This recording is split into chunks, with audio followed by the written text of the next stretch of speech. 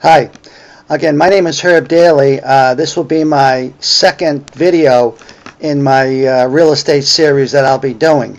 Okay, today I want to talk about the first video was about why I feel investors fail because they're trying to be an expert, and today I'm going to tell you a little bit about how I get started and how basically I knew nothing but went out and made a lot of money.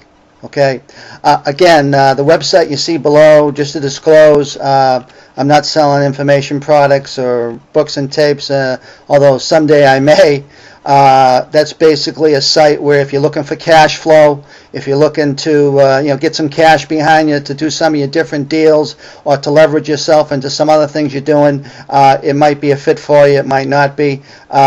You want to take a peek, feel free. If not, that's fine. Okay, on with the topic at hand.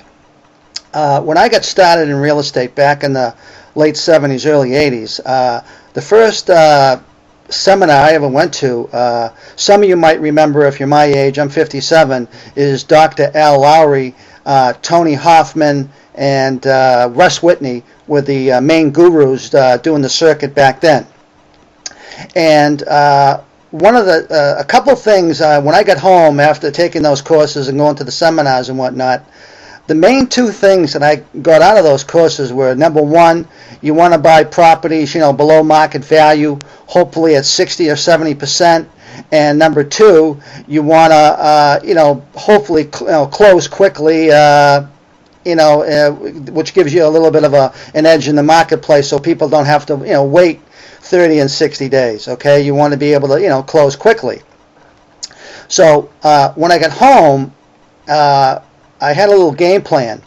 What I did is I knew a couple of commercial, well, I didn't know them, but I knew of a couple of commercial real estate people in the area, and I know they were buying up, large buildings, and they had some money. So I went with them with a basic proposal. Actually, I went to them and I said, look, I want to go out and buy properties for 60, 70% on the dollar. I don't want to use banks. I want to be able to close in 10 days or less. And if I can find these type of properties, would you be interested working with me? So at the time, I really didn't know. I was basically, looking for private money because that's a big buzz today is private lending and whatnot, which I think is good. I just basically went out there and asked two guys I knew that had money if they'd be willing to work with me, because I was basically doing all the work and all they did is have to fund it, and they'd be able to share in the profits with me. So I told them, I said, look, if you'll help me do this, what we'll do is we'll go out and buy them all cash, and then we'll, once we own the properties, we can refinance it and get your money back out, and anything left over we'll split three ways, and then I'll take over the management part of it, put the tenant in, and basically help us pay the mortgage until we sell the property down the road. And they said, well, we're busy with what we're doing, but if you can bring us deals and that's all we have to do and there's a good profit margin in it, we'll work with you. So now I was basically in business. So what I did is I went out and hired a woman. Now, back in the day, I knew a broker who was giving me the multiple listing book, which at the time was about 3 inches thick. They had a multiple listing service book with all the listings inside it. Today, everything's online. But what I did is I hired a woman, and in fact, her name was Helen, and I said, Helen, this is what I want you to do. Here's the multiple listing book. Here's a pen. Here's some offer forms, and here's a calculator. I want you to take every listing in the book, okay? And I want you to take the calculator and do 0.60 of the listing price and put it down on the offer form, okay? Now, if we made 50 offers a week, I knew that, sending out 50 offers a week, most of them, people were going to laugh at them and say, who's this nut job? I'm not going to sell my property for that lower price. But, an amazing thing happened.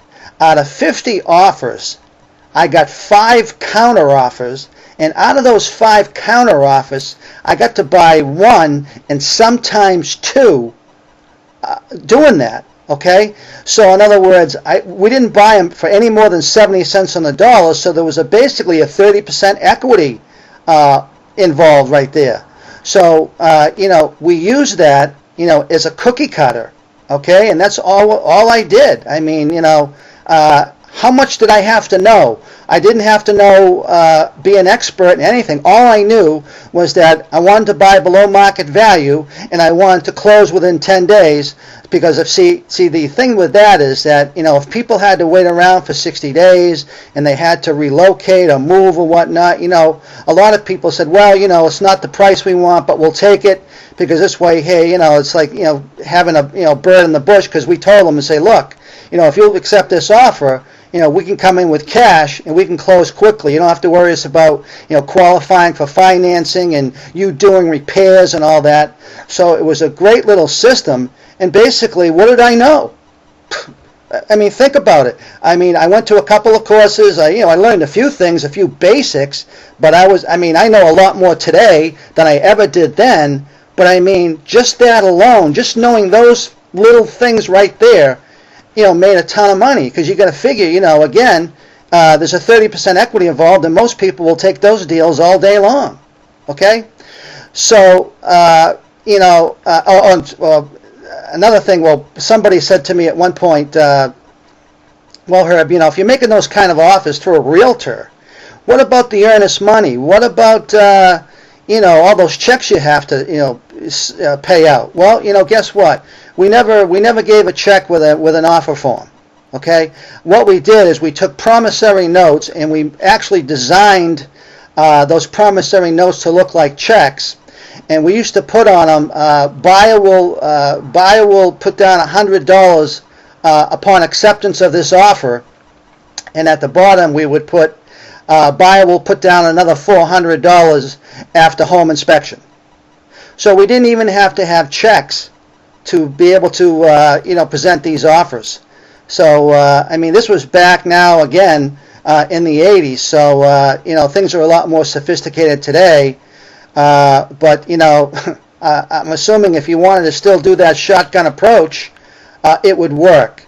So again, I'm just trying to tell you that you don't have to be the world's biggest brain to make money. You just have to go out and know a few basic things, and and just go out and do it. You're going to learn more by doing it, and then reading a book or tapes. I mean, you can do that. You can have plenty of time for that after you've made some money and setting up systems and all this stuff. But I think the best thing you can do for yourself is to go out and make some money, get some real confidence behind you, and I think from that point on you'll be flying. So again, I'm going to leave you with that, and just go out and make an offer.